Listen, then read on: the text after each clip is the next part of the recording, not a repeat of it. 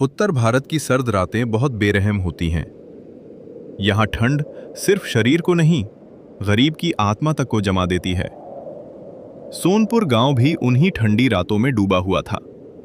चारों ओर कोहरा था, जैसे पूरी धरती ने सफेद चादर ओढ़ ली हो। गांव के आखिरी छोर पर मिट्टी और फूस से बना एक टूटा सा घर था। उसी घर में रहता था हरिराम। सुबह के 5 बजे थे। हवा इतनी ठंडी थी कि सांस लेने पर सीने में चुभन होती थी। घर के अंदर सीता चूल्हे के पास बैठी थी। गीली लकड़ियां जल ही नहीं रही थीं। आज तो ठंड कुछ ज्यादा ही है, लगता है जैसे आग भी डर गई हो। पास ही एक पुराने कंबल में लिपटा हुआ मोहन पड़ा था। उसके दांत ठंड से बज रहे थे। माँ, आज स्कूल जाना जरूरी है क्या? सीता कुछ नहीं बोली। वह जानती थी पढ़ाई जरूरी है, लेकिन ठंड भी कम दुश्मन नहीं। तभी हरिराम उठा। उसके चेहरे पर रात की थकान साफ थी। बेटा, आज भी जाना पड़ेगा। ठंड एक दिन खत्म हो जाएगी, लेकिन अगर पढ़ाई छूट गई तो जिंदगी भर ठंड में ही रह जाओगे। मोहन चुपचाप उठ गया। उसकी आंखों में डर था, लेकिन पिता की बात ने हिम्मत भी दे दी। गुड़िया अभी सो रही थी। उसकी सांस तेज चल रही थी। हरिराम ने उसे छूकर देखा। उसका शरीर बर्फ जैसा ठंडा था। गुड़िया की तबीयत ठीक नहीं लग रही। हरिराम कुछ नहीं बोला। उसके पास शब्द नहीं थे, क्योंकि इलाज के नाम पर उसके पास सिर्फ दुआएं थीं। काम पर जाना हरिराम शहर की तरफ चल पड़ा। पैरों में फटे जूते, हाथों में जमा हुआ खून। सड़क पर अमीर लोग गर्म कपड़ों में थे और हरिराम ठंड से लड़ रहा था। क्या ठंड सिर्फ गरीब के लिए ही होती है? पूरा दिन काम ढूंढने के बाद उसे मिले सिर्फ 80 रुपए। सूरज ढल चुका था। ठंड और तेज हो गई थी। घर वापस लौटते समय गुड़िया दरवाजे पर खड़ी थी। बाबा, आप आ गए। उस एक मुस्कान ने हरिराम की सारी थकान तोड़ दी। घर के अंदर खाने के नाम पर सूखी रोटी और नमक था। आज इतना ही है, कल कुछ और होगा। रात गहरी हो गई। हवा छत के छेदों से अंदर घुस रही थी। अचानक गुड़िया जोर जोर से खांसने लगी। कुछ करिए हरिराम, मेरी बच्ची ठंड से मर जाएगी। हरिराम ने बेटी को सीने से लगाया। पहली बार उसकी आंखों से आंसू गिर पड़े। भगवान, मेरी सारी ठंड मुझे दे दो, मेरे बच्चों को बचा लो। उस रात ठंड ने हरिराम को तोड़ दिया, लेकिन उसी ठंड ने एक फैसला भी जन्म दिया। एक ऐसा फैसला जो उसकी जिंदगी बदल देगा। सोनपुर गांव में सुबह हुई, लेकिन ठंड रात से भी ज्यादा तेज थी। कोहरा इतना घना था कि सामने खड़ा इंसान भी सिर्फ परछाई लगता था। हरिराम की आंखें पूरी रात नहीं लगी थीं। गुड़िया उसकी छाती से लगी हुई थी। सीता ने डरते डरते गुड़िया का माथा छुआ। बुखार तो नहीं है, पर बदन अब भी ठंडा है। हरिराम की आंखों में रात का डर अब भी जिंदा था। उसने मन ही मन एक कड़ा फैसला कर लिया था। अब ऐसे नहीं चलेगा। आज चाहे कुछ भी हो जाए, मैं ठंड से लड़ने का रास्ता ढूंढूंगा। हरिराम ने फटा हुआ स्वेटर पहना, पैरों में वही पुराने जूते। सीता दरवाजे तक छोड़ने आई। आज ज्यादा देर मत करना, गुड़िया को आपकी जरूरत है। आज खाली हाथ नहीं लौटूंगा सीता। हरिराम पैदल ही शहर की ओर चल पड़ा। रास्ते में लोग अलाव जलाए बैठे थे। कुछ हंस रहे थे, कुछ चाय पी रहे थे। हरिराम वहीं रुक गया। काश मेरे घर में भी एक अलाव होता। शहर पहुंचकर हरिराम ने कई जगह हाथ जोड़े। भैया, कोई काम हो तो बता दीजिए। कुछ लोगों ने देखा भी नहीं। कुछ ने ठंड में खड़े खड़े भगा दिया। अरे हटो, आज पहले ही आदमी ज्यादा हैं। हरिराम का सिर झुक गया, पैर जम गए, दिल भारी हो गया। नई उम्मीद।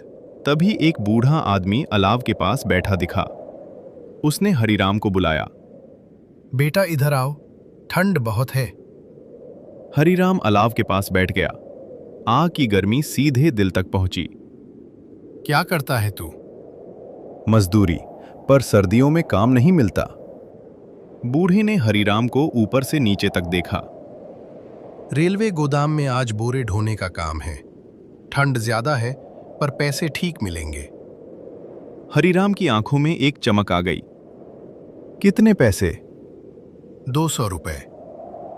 200 रुपए। हरिराम के लिए ये किसी खजाने से कम नहीं थे। काम की जगह रेलवे गोदाम में ठंड और भी ज्यादा थी। हाथ सुन्न हो रहे थे, पीठ दर्द कर रही थी। तेज चलो, यहां कोई आराम करने नहीं आया। हरिराम बोरे उठाता गया।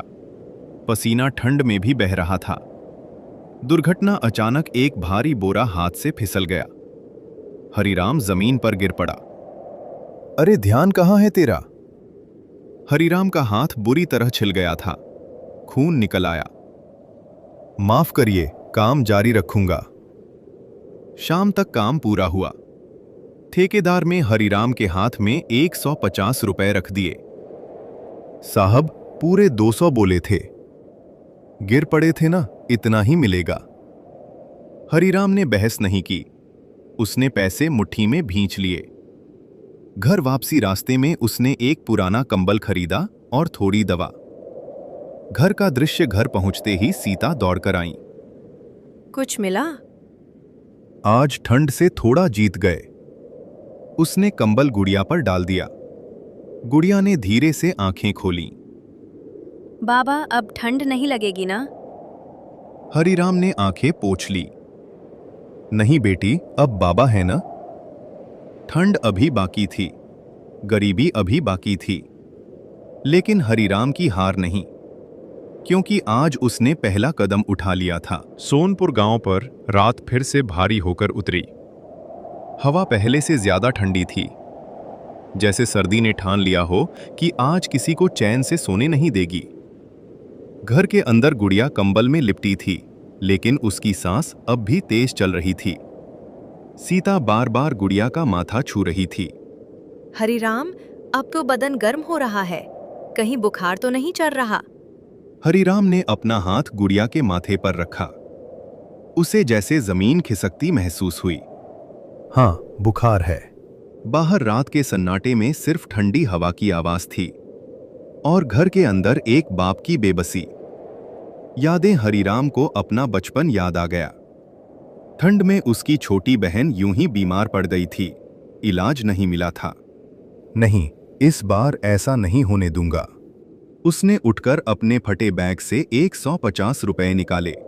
सीता, अभी शहर जाना पड़ेगा। इतनी रात को? हरिराम ने गुड़िया को गोद में उठाया। अगर अभी नहीं गए तो देर हो जाएगी। सड़क सुनसान थी। कोहरा इतना घना था कि रास्ता भी डर लगने लगा। हरिराम तेज तेज कदम बढ़ा रहा था। भगवान, मेरी बच्ची को बचा लेना। शहर का सरकारी अस्पताल ठंड में भी जाग रहा था। बाहर गरीबों की भीड़ थी। साहब, मेरी बच्ची बहुत बीमार है। काउंटर वाला सिर उठाकर भी नहीं देखता। कार्ड है, पर्ची कटवाओ। हरिराम ने 150 रुपए आगे बढ़ा दिए। दवा बाहर से लेनी पड़ेगी। हरिराम का दिल बैठ गया। डॉक्टर का कमरा। डॉक्टर ने गुड़िया को देखा। सर्दी लग गई है, निमोनिया की शुरुआत हो सकती है। सीता रो पड़ी। डॉक्टर साहब, बचा लीजिए इसे। डॉक्टर ने पर्ची लिखी। दवाइयां और गर्म जगह चाहिए, ठंड से दूर रखो। हरिराम ने पर्ची देखी। दवा का खर्च 350 रुपए। मेरे पास तो इतने पैसे नहीं हैं। दवा दुकान वाला साफ बोल दिया। पूरे पैसे लाओ तभी दवा मिलेगी। हरिराम अस्पताल के बाहर बेंच पर बैठ गया। गुड़िया उसकी गोद में थी। मैं बाप हूं, फिर भी कुछ नहीं कर पा रहा। तभी वही बूढ़ा आदमी जो अलाव के पास मिला था, वह सामने से आ रहा था। अरे बेटा, तू यहाँ। हरिराम ने सब कुछ बता दिया। चिंता मत कर, मैं दवा दिलवा देता हूँ। उसने पैसे दिए। दवाइयां आ गईं। आपने मेरी बच्ची की जान बचाई है। बूढ़ा मुस्कुराया। जान नहीं बेटा, इंसानियत। घर लौटते समय गुड़िया की सांस थोड़ी ठीक लग रही थी। ठंड अब भी जिंदा थी, गरीबी अब भी वहीं थी, लेकिन हरिराम ने देख लिया था कि इस दुनिया में अब भी इंसानियत बाकी है। सोनपुर गांव में सुबह देर से आई। ठंड अब भी वैसी ही थी, लेकिन उस सुबह हरिराम के घर में थोड़ी सी राहत थी। गुड़िया गहरी नींद में थी। उसकी सांस अब सामान्य थी। भगवान का लाख लाख शुक्र है। हरिराम पूरी रात जागता रहा। आंखों में नींद नहीं, बस एक सवाल था। जिस बूढ़े ने मदद की वो आखिर कौन था? दोपहर होते होते हरिराम शहर की ओर चल पड़ा। उसके हाथ में एक छोटा सा कपड़ा था जिसमें वह बूढ़े के पैसे लौटाने आया था। अलाव वाली जगह पर वही बूढ़ा आदमी बैठा था। बाबा, आपके पैसे? बूढ़े ने हाथ हिलाकर रोक दिया। पैसे बाद में, पहले ये बता, बच्ची कैसी है? हरिराम की आंखें भर आईं। अब ठीक है, अगर आप न होते। बूढ़ा हल्के से मुस्कुराया। मेरा नाम रामदीन है, मैं भी कभी तेरी तरह ही था। रामदीन ने आग में लकड़ी डालते हुए कहा। मैं रेलवे में कुली था, पूरी जिंदगी बोझ उठाया, अब शरीर जवाब दे गया। उसकी आंखों में बीते सालों की थकान थी। पर एक बात सीखी है मैंने, अगर गरीब गरीब का साथ न दे तो कोई नहीं देगा। हरिराम चुपचाप सुनता रहा। रामदीन ने थोड़ा पास आकर कहा। रेलवे गोदाम में एक चौकीदार की जरूरत है, रात की ड्यूटी है। हरिराम चौंक गया। मुझे रख लेंगे? मेरी सिफारिश से जरूर। रात की ड्यूटी, ठंड में खड़ा रहना आसान नहीं था, लेकिन हरिराम के लिए ये नौकरी थी। मैं कर लूंगा बाबा, बस ईमानदारी से काम करना है। रेलवे गोदाम रात में और भी डरावना था। चारों तरफ सन्नाटा, ठंडी हवा सीधे हड्डियों में चुभ रही थी। सोना नहीं है, ध्यान से रहना। हरिराम खड़ा रहा। पैर सुन्न हो रहे थे, लेकिन उसके चेहरे पर शिकायत नहीं थी। उधर घर में सीता ने गुड़िया को सीने से लगाया। तेरे बाबा हमारे लिए ठंड से लड़ रहे हैं। मोहन चुपचाप सुन रहा था। मैं बड़ा होकर बाबा को कभी ऐसी ठंड नहीं सहने दूंगा। सुबह हरिराम घर लौटा, थका हुआ, लेकिन चेहरे पर एक अलग सी रोशनी थी। सीता, अब रोज की मजदूरी नहीं, नौकरी है। सीता की आंखों से आंसू निकल आए। तो क्या अब हमारी जिंदगी बदलेगी? हरिराम ने आसमान की ओर देखा। धीरे धीरे, पर बदलेगी जरूर। ठंड अभी बाकी थी, संघर्ष भी। लेकिन अब हरिराम अकेला नहीं था। इंसानियत का हाथ उसके साथ चल पड़ा था। अगर आप लोगों को इसका पार्ट 2 भी देखना है तो हमारे चैनल को लाइक, सब्सक्राइब करके एक प्यारा सा कमेंट कर दीजिए। तब तक के लिए बाय बाय।